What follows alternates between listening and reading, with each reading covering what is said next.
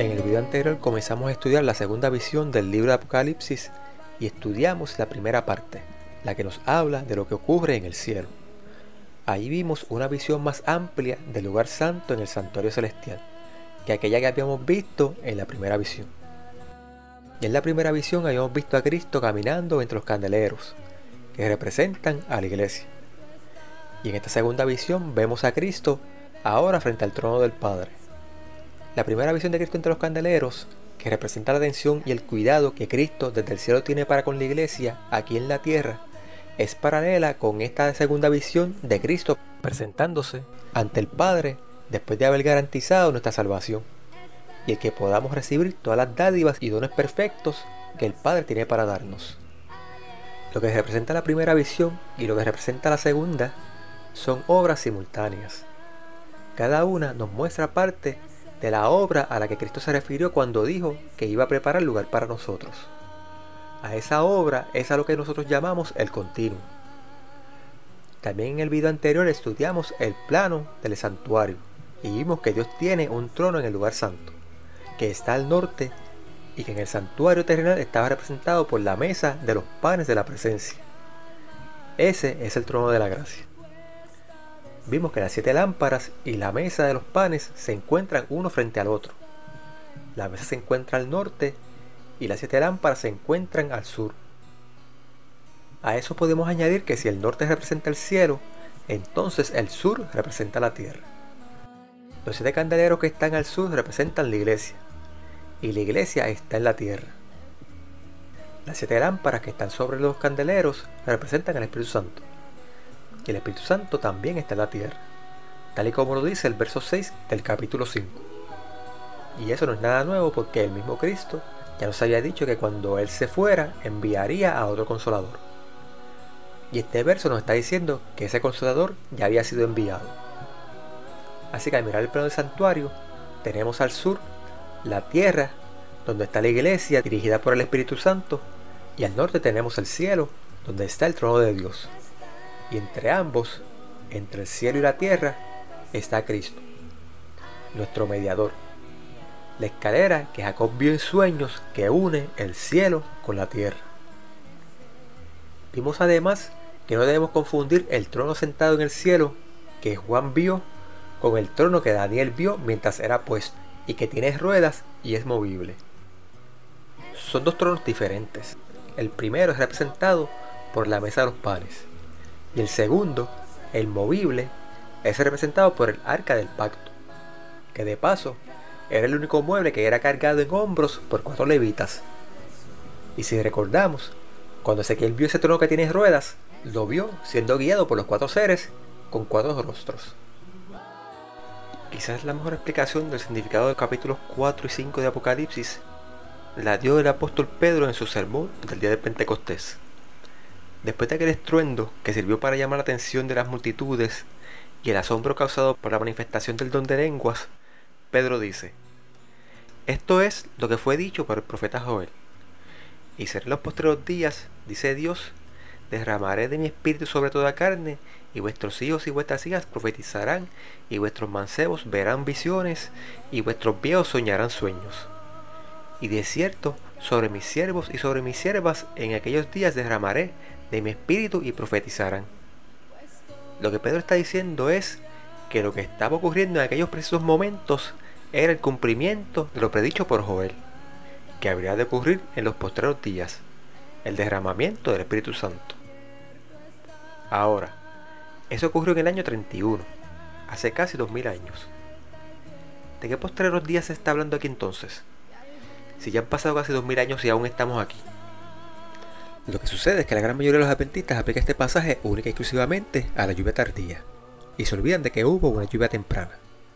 Esta profecía de Joel tiene un doble cumplimiento, uno que ocurrió al principio de la era cristiana y otro que ocurrirá antes de que termine el tiempo de la gracia.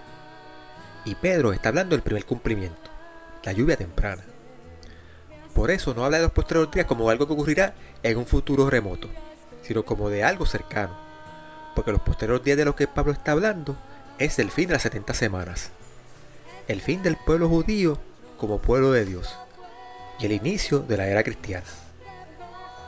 Y en los versos de Apocalipsis que estudiamos en el video anterior, vimos cumplida la promesa de Cristo de rogar al Padre que enviara a otro Consolador.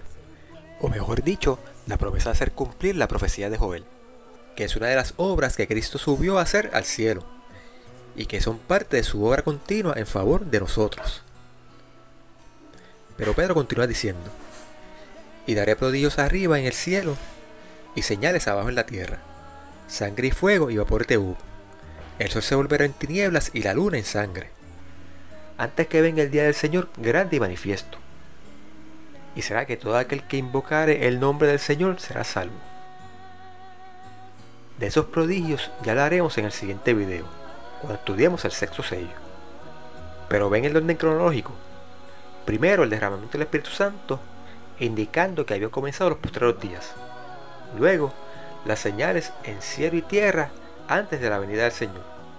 Que de paso, Pedro dice que ese día va a ser manifiesto, no secreto ni invisible, como enseñan los dispensacionalistas. Ya veremos cuando estudiemos el sexto sello, que además de la pronta venida del Cristo, esas señales anunciaron el fin de los 1260 años del dominio del anticristo y el inicio del juicio al finalizar los 2300 años. Pedro continúa diciendo: varones israelitas, oíd estas palabras. Jesús Nazareno, varón aprobado de Dios entre vosotros en maravillas y prodigios y señales que Dios hizo por él en medio de vosotros, como también vosotros sabéis, a este, entregado por determinado consejo y providencia de Dios, prendisteis y matasteis por manos de los inicuos, crucificándole, al cual Dios levantó sueltos los dolores de la muerte, por cuanto era imposible ser detenido de ella.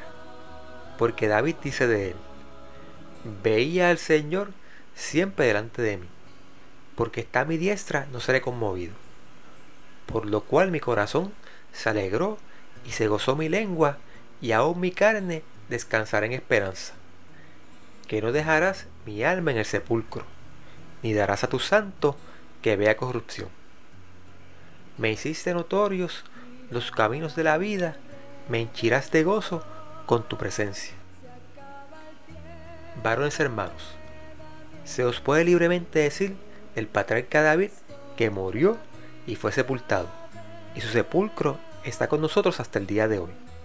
En otras palabras, Pedro está diciendo que cuando David dice: ni darás a tu santo que vea corrupción, David no está hablando de sí mismo, sino de Cristo.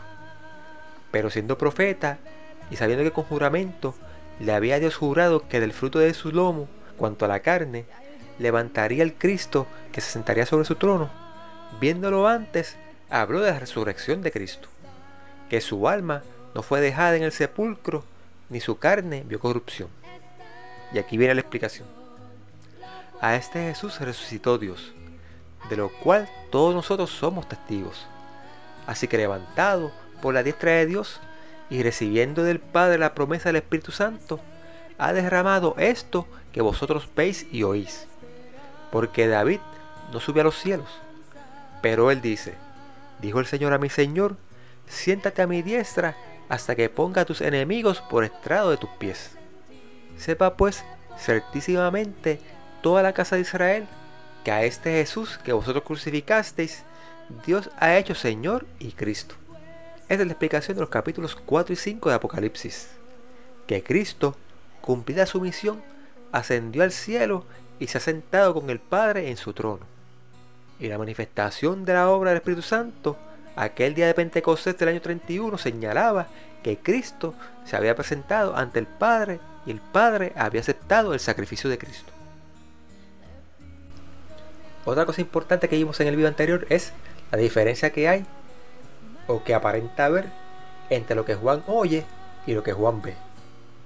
Juan oye hablar de un león, pero cuando mira, lo que ve es un cordero. Pero este cambio de cordero y león encierra también una gran verdad de la que estaremos hablando mucho en videos futuros. Pero les adelanto que hay muchas filosofías por ahí, no cristianas, pero que se están colando rápidamente dentro del cristianismo, que sostienen que lo que nosotros hagamos en esta vida nada afecta nuestra vida después de la muerte. Filosofías que, contrario a la Biblia, enseñan que no hay castigo, ni siquiera para el pecador más empedernido, sino que todos gozaremos de la vida eterna. Que todo lo que nos aprendamos o los pecados que no abandonemos en esta vida será aprendido y corregido en la vida futura, sin necesidad de castigo o expiación. Pero mientras continuemos con nuestro estudio veremos que el tiempo de la gracia tiene un límite. Mientras dura el tiempo de la gracia, la sangre del Cordero continuará obrando en nuestro favor. Pero una vez el tiempo de gracia llegue a su fin, todo aquel que no haya aceptado a Cristo como Cordero tendrá que enfrentarlo como león. A eso es a lo que Cristo se refiere cuando dice: el que cayere sobre esta piedra será quebrantado, pero sobre el que ella cayere, te desmenuzará. En este video comenzaremos a estudiar la segunda parte de la segunda visión, la que tiene que ver con lo que ocurre aquí en la tierra. La profecía de los 7 sellos. Esta profecía de los 7 sellos va a correr paralela con la profecía contenida en las cartas a las 7 iglesias. Apocalipsis capítulo 6, verso 1. Y miré cuando el Cordero abrió uno de los sellos, y oí a uno de los 4 seres vivientes diciendo, como con una voz de trueno: sal. Y miré, y he aquí un caballo blanco, y el que estaba encima de él tenía un arco, y le fue dada una corona, y salió victorioso y para continuar venciendo. Los caballos en la antigüedad definen la fuerza de un ejército.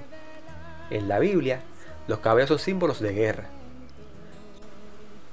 En la profecía de las 7 iglesias, vimos la historia de la iglesia cristiana, desde el punto de vista de lo que ocurre dentro de la iglesia. Pero en esta nueva profecía veremos la historia de la iglesia desde afuera, la iglesia y su entorno. Cristo liderando la iglesia para evangelizar el mundo, y Satanás liderando el mundo para destruir la iglesia. La mayoría de las traducciones dice ven y ve, y se entiende que es a Juan a quien los seres vivientes dicen ven y ve. Pero esa traducción es incorrecta. La traducción correcta es sal fuera. Y no es a Juan a quien se le da esa orden, sino a los caballos. Esto hace más sentido que la traducción ven y ve, porque si la traducción correcta es sal fuera, y dicha orden es dada a los 4 jinetes y sus caballos, hace sentido que la misma orden ya no se repita más después del 4.º sello. Mientras que si la traducción correcta fuera ven y ve, y fuera a Juan a quien se le dice esto, no hay razón para que no se le siga diciendo a Juan ven y ve al abrir los otros 3 sellos restantes. Eso solo decimos para aclarar el por qué usamos la traducción sal fuera en lugar de ven y ve. Pero en realidad este pequeño error presente en casi todas las traducciones no afecta el significado de lo verdaderamente importante dentro de esta visión. El primero en salir es el caballo blanco. No piensen que el blanco aquí significa justificación. El caballo no está vestido de blanco, el caballo es blanco. El blanco representa pureza, pero sobre todo representa luz, la luz del Evangelio. Este primer caballo blanco simboliza el triunfo de la primera iglesia, la iglesia que en medio siglo evangelizó todo el mundo conocido. El caballo es blanco porque es la época en que el Evangelio era completo y puro, y la verdad del Evangelio alumbraba en toda su plenitud. El jinete que monta este caballo tiene un arco, que al igual que el caballo es un símbolo de lucha. Y le fue dada una corona, un estéfanos, la corona de la victoria. Claro está, pues salió victorioso y para continuar venciendo. Algunos vemos a Cristo representado en la figura de este eterno vencedor montado sobre el caballo blanco. Pero otros dicen que si el primer jinete representa a un personaje en específico, los otros 3 jinetes deberán también representar a un personaje en específico. Yo pienso que tal discusión es tan irrelevante como si la traducción correcta es sal fuera o ven y ve. No cambia el significado central de la visión, el de una iglesia victoriosa con un evangelio puro que alumbra al mundo con su luz. Este primer sello es paralelo a la iglesia de Éfeso y comprende el mismo periodo, desde el año 31 al año 100. Verso 3. Y cuando abrió el segundo sello, oí al segundo ser viviente que decía: sal. Y salió otro caballo, Bermejo. El que estaba sentado sobre él fue dado poder de quitar la paz de la tierra, y que se maten unos a otros. Y le fue dada una gran espada. El significado del color rojo lo analizaremos en videos futuros. Por ahora nos limitaremos a decir que representa sangre. Este segundo caballo del color de la sangre es paralelo a la iglesia de Esmirna, la iglesia que sufrió la persecución del pagano imperio romano. Y al igual que esta, comprende el periodo del año 100 al año 313. Dice además, y le fue dada una gran espada. Muchos quieren darle a esta espada el simbolismo de la palabra de Dios. Esta espada en la mano de este segundo jinete no es la espada del espíritu, sino la espada de la persecución. Verso 5. Cuando abrió el tercer sello, oí al tercer ser viviente que decía: sal. Y miré, y aquí un caballo negro. Y el que estaba sentado encima de él tenía una balanza en su mano. Y oí una voz en medio de los 4 seres vivientes que decía: 2 libras de trigo por 1 denario, y 6 libras de cebada por 1 denario. Y no hagas daño al vino ni al aceite. Si el caballo blanco representa la luz y pureza del evangelio, el caballo negro representa lo contrario: contaminación y oscuridad. Este tercer caballo es paralelo con la tercera iglesia, la iglesia de Pérgamo, que es la iglesia exaltada por el emperador Constantino, la cual comienza a alterar el evangelio conforme a los gustos, costumbres y prácticas de los paganos. Este periodo comprende desde el año 313, año de la proclamación del Edicto de Milán, que concedió libertad de culto a los cristianos, hasta el 538, cuando el obispo de Roma fue constituido por cabeza de la iglesia. El jinete de este tercer caballo tiene un peso o balanza en su mano. El significado de esa balanza se comprende a la luz de las palabras: 2 libras de trigo por 1 denario y 6 libras de cebada por 1 denario. Juan dice que esas palabras las pronunció una voz que provenía de en medio de los seres vivientes. Y en medio de los seres vivientes, quienes están en ese preciso momento, son Cristo y Dios el Padre. Yo entiendo que es el Padre quien pronuncia estas palabras. Pero ya sea Cristo o Dios el Padre, la palabra es con autoridad. Y lo importante aquí no es tanto a quién pertenece la voz, sino lo que dice la voz. 2 libras de trigo por 1 denario, y 6 libras de cebada por 1 denario. Y no hagas daño al vino ni al aceite. El trigo y la cebada son los principales granos con los cuales se hacía y se hace pan. Y el pan sí es un símbolo de la palabra de Dios. 1 denario era el salario típico de un obrero por un día de trabajo, mientras que 2 libras de trigo es lo suficiente trigo para alimentar apenas a un adulto. De modo que el cuadro que aquí se presenta es uno en el cual las personas a duras penas pueden subsistir día a día. De ahí la balanza en la mano del jinete. Es una época de racionamiento, en la cual la palabra de Dios es escasa y difícil de obtener. Los líderes religiosos dispuestos a acomodarse a las exigencias del Estado fueron reconocidos por este, hasta que fueron estos pastores asalariados los que finalmente terminaron controlando la iglesia y las conciencias de la gente. La Biblia fue secuestrada del alcance de la gente. Los líderes religiosos se adjudicaron ser los únicos capaces de entender, interpretar y explicar las Sagradas Escrituras. Y conforme aumentó la ignorancia de la palabra de Dios, aumentaron los errores y las falsas doctrinas. Este periodo del 313 al 538 es el periodo durante el cual tomó forma la abominación asoladora. Así como el color blanco del cabello del primer sello representa la luz del Evangelio eterno, el color negro de este tercer caballo representa el oscurecimiento del Evangelio, al ser reemplazado por la abominación asoladora. Pero aunque el pan es escaso, en ninguna parte dice que desaparecería por completo. Siempre hubo un remanente que salvaguardara las Escrituras. De igual manera, la voz que se oye en medio de los seres vivientes dice: y no hagas daño al vino ni al aceite.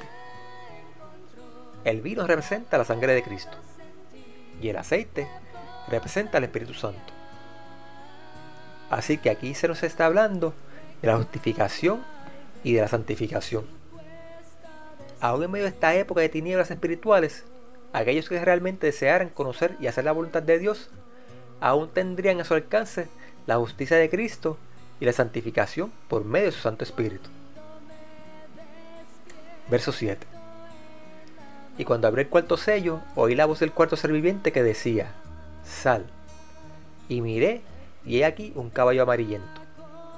Y el que estaba sentado sobre él tenía por nombre Muerte, y el sepulcro le seguía.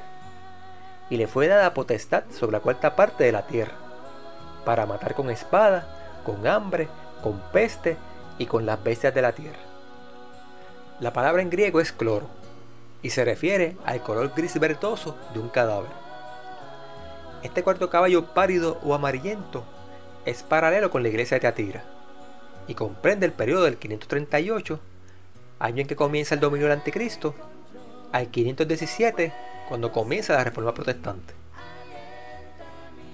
En el tercer sello vemos una época de oscuridad, y sin luz no hay crecimiento ni vida. Las plantas no pueden crecer ni vivir sin luz, ni nosotros tampoco podemos crecer ni vivir espiritualmente sin la luz del Evangelio. Por eso, en el tercer sello llegamos a una época de escasez y hambre, que es lo único que podemos esperar si por falta de luz la vegetación dejara de crecer y muriera. Y el cuarto sello nos lleva al resultado inevitable del hambre, la mortandad. Así como un oscurecimiento prolongado provocaría la muerte de toda la vegetación, y la muerte de la vegetación provocaría eventualmente la muerte de animales y seres humanos, en el plano espiritual, el oscurecimiento del Evangelio durante el tercer sello no puede sino resultar en la mortandad del cuarto sello. Mortandad no solo en el ámbito espiritual, sino literal. Pues donde hay muerte espiritual, solo puede haber celos, envidias, contiendas, homicidios y cosas semejantes. El tercer sello representa el periodo en que toma forma y es finalmente establecida la abominación asoladora, o lo que es lo mismo, el colmo de la maldad. Y el cuarto sello nos lleva a la imposición por la fuerza de esa abominación asoladora y al resultado inevitable del colmo de la maldad, que es la persecución. Este es el periodo en el cual la Iglesia romana comienza a extender su dominio por toda Europa, enviando a sus emisarios disque a evangelizar. Esa supuesta evangelización consistía en ir a los diferentes lugares y forzar a los cristianos de esos lugares a someterse a la voluntad del obispo de Roma y adoptar la abominación asoladora. O se sometían voluntariamente, o el emisario retornaba con un ejército y los sometía por la fuerza. Estos fueron años de persecución y exterminio. Esa es la espada. A la guerra le seguía el hambre, y a la hambruna le seguían las epidemias. Las palabras matar con espada, con hambre, con peste y con bestias de la tierra representan los métodos de persecución y castigo usados por la Iglesia de Roma durante la Edad Media, para erradicar lo que ellos llamaban herejía. Sin embargo, el verso 8 dice que solo le fue dada autoridad sobre la cuarta parte de la tierra. Esto se refiere al hecho de que durante los 1260 años de su primer periodo de dominio, el anticristo solo reinaría sobre Europa y las colonias americanas de España y Portugal. Pero cuando el anticristo vuelva a levantarse por segunda vez, su dominio será mundial. Verso 9. Cuando abrió el quinto sello, vi debajo del altar las almas de los que habían sido muertos por la palabra de Dios y por el testimonio que ellos tenían. Y clamaban en alta voz diciendo: ¿Hasta cuándo, Señor, santo y verdadero, no juzgas y vengas nuestra sangre de los que moran en la tierra?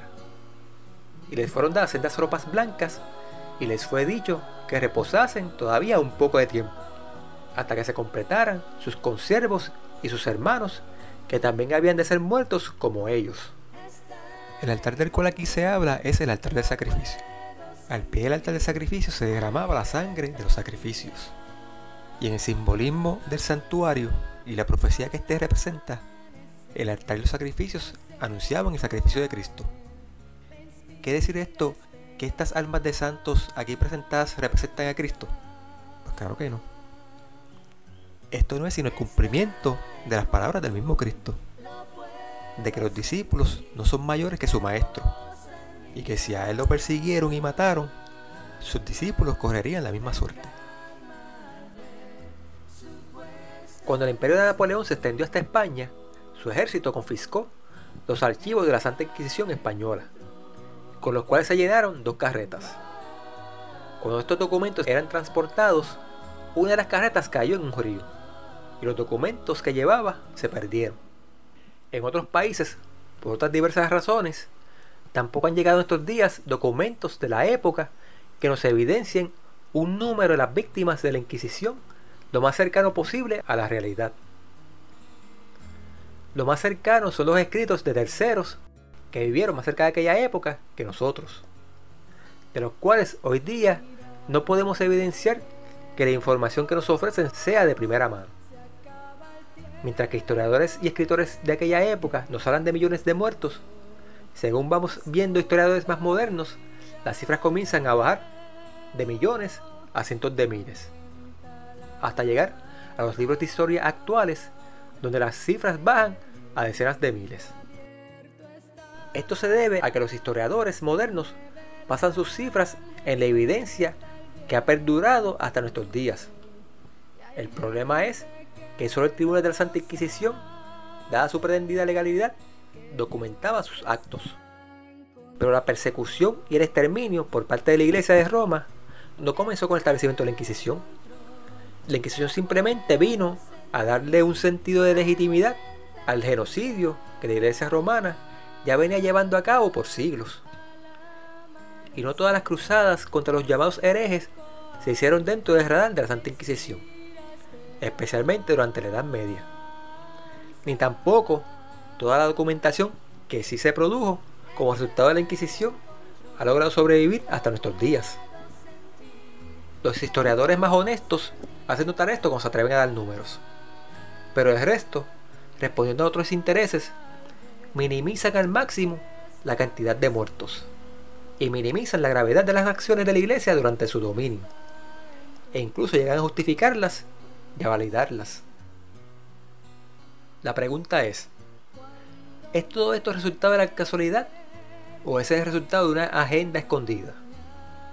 La contrarreforma comenzada por el Concilio de Trento, ¿es algo que se perdió en la historia y ya hace tiempo que ha dejado de ser? ¿O aún la Iglesia Católica tiene agentes infiltrados en los gobiernos, en las iglesias de otras denominaciones, en las universidades, en todo centro de información y del saber, procurando manipular la opinión pública y aún la misma historia? Al abrir el quinto sello, Juan ve a los que habían sido muertos por la palabra de Dios y por el testimonio, clamando por justicia. Murieron siendo acusados de ser engañadores y herejes. Fueron vestidos con túnicas y tiaras con dibujos de demonios y quemados en el fuego, prefigurando que habrían de arder en el infierno. Para la historia, ellos habían quedado como villanos y sus verdugos como los héroes. Injusta fue su muerte e injusta la memoria que de ellos quedó para la posteridad. Por eso claman por justicia. Esto es un símbolo. De ninguna manera significa que los muertos sigan viviendo después de muertos. La Biblia claramente nos dice que los muertos nada saben. No tienen ni memoria ni participación alguna en lo que ocurre después de la muerte. Es solo un símbolo. Los mártires claman por justicia de la misma manera que la sangre de Abel clamó al ser muerto por su hermano. Nos dice el pasaje que estos mártires habían sido muertos por la palabra de Dios y por el testimonio que ellos tenían.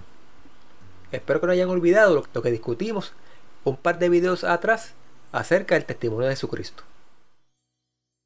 Estos mártires fueron muertos porque no resistieron al Espíritu Santo, que es el mismo Espíritu que inspiró a los que escribieron la Biblia y que inspira a los que la leen, que es el mismo Espíritu que escribió los mandamientos sobre las tablas de piedra y que también los escribe en nuestros corazones, que es el mismo Espíritu que inspiró las profecías y que inspira a los que las estudian, que es el mismo Espíritu que nos santifica, restaurando en nosotros la naturaleza de amor, y que una vez ese amor, que es el fruto del Espíritu, ha sido restaurado en nosotros, ese amor echa fuera el temor.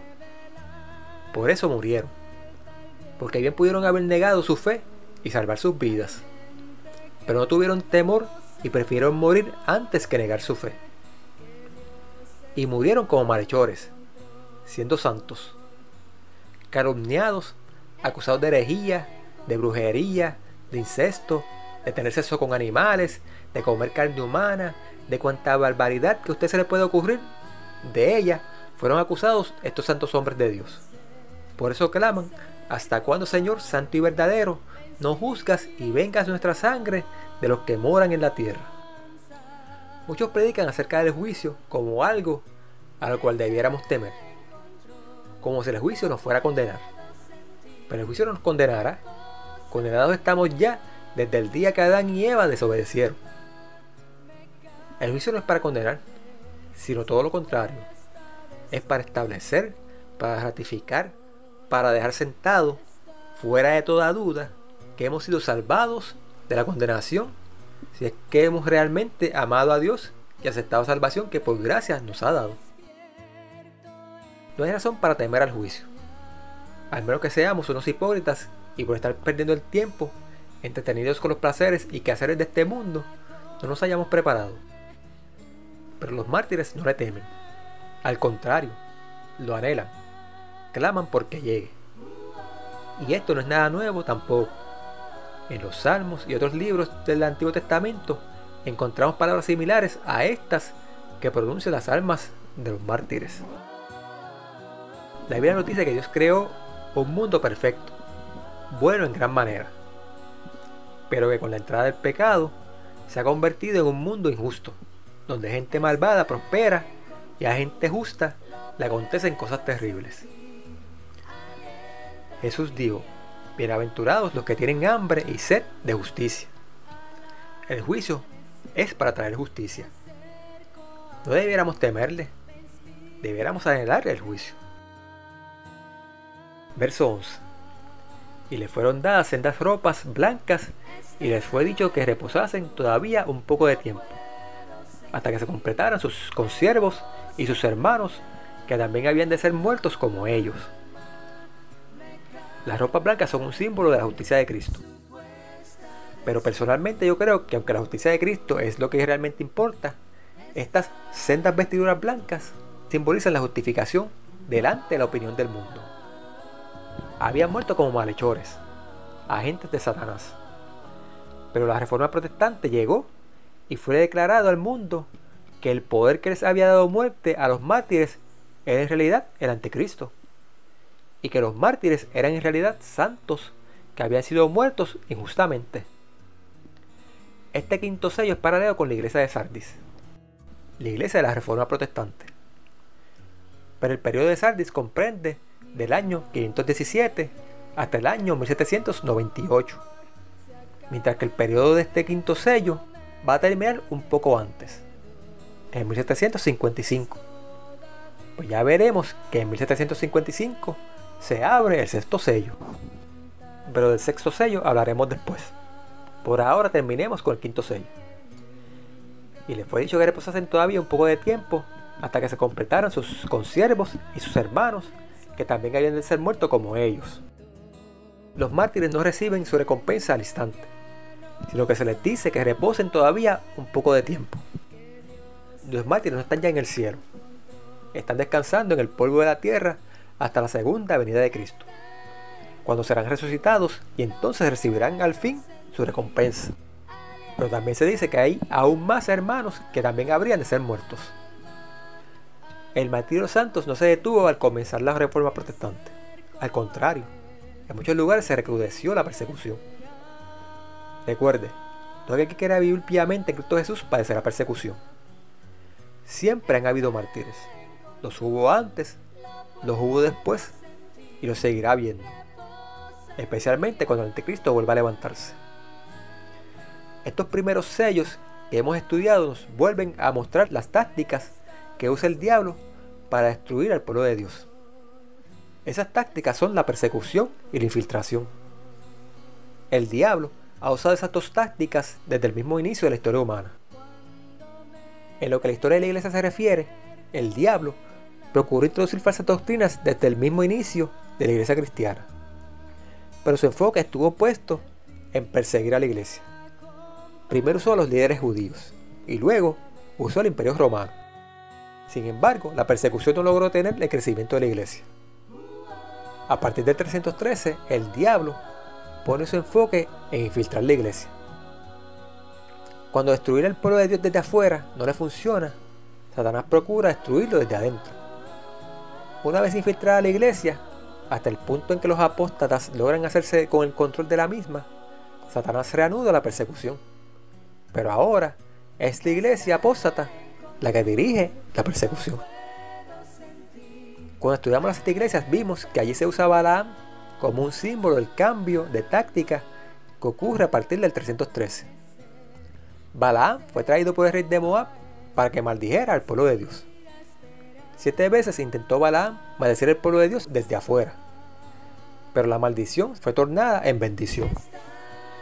De igual manera, durante el inicio de la era cristiana, el diablo trató de destruir la iglesia desde afuera por medio de la persecución, pero esa maldición fue tornada en bendición, pues la persecución sirvió para mantener pura la iglesia y no detuvo su crecimiento.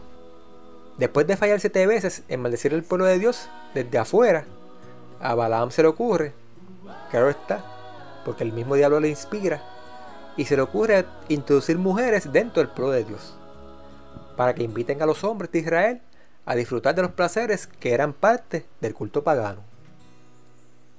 De forma similar, Constantino comenzó a halagar y a obsequiar a los líderes de la iglesia hasta conseguir la lealtad de líderes dispuestos a abandonar la santa doctrina por disfrutar los placeres del mundo. Como les dije, estas dos tácticas, la persecución y la infiltración, han sido usadas desde el principio de la historia humana. Tan pronto Dios dio la profecía de que de la descendencia de la mujer nacería un redentor, el diablo procuró destruir esa descendencia. Primero usó a Caín para matar a Abel, pero entonces nació Set. Entonces cambia su táctica y usa a las mujeres nacidas de la descendencia de Caín para infiltrar la descendencia de Set, y lo consigue hasta el punto que Dios tiene que destruir toda la humanidad con excepción de 8 personas para poder preservar descendencia a la mujer de la cual pudiera nacer el Mesías. Dios conocía las tácticas de Satanás muy bien. Por eso advirtió al pueblo de Israel no solo de erradicar todos los pueblos de Canaán, sino aún los mismos miembros del pueblo de Israel que adoptaran las costumbres de los cananeos, porque al final sería un aguijón para ellos. Pero el pueblo de Israel se sintió ya cómodo con lo adquirido y dejó a los pueblos restantes que aún estaban en medio de ellos. Esos pueblos posteriormente los persiguieron y los tentaron hasta que finalmente la apostasía alcanzó a los líderes de Israel. Y eran los mismos líderes de Israel quienes perseguían y mataban a los profetas. Bueno, hasta aquí llegaremos en este video. Ya hemos cubierto los primeros 5 sellos. En el 5.º sello, que representa el periodo histórico del 517 al 1755, vimos a las almas de los mártires pidiendo a Dios que juzgue. Y si las almas de los mártires piden a Dios que juzgue, es porque para el 755 Dios aún no había comenzado el juicio. ¿Podemos entonces esperar que en el 6.º sello comience el juicio? Ya lo veremos en el próximo video. Hasta el próximo video y que Dios les bendiga.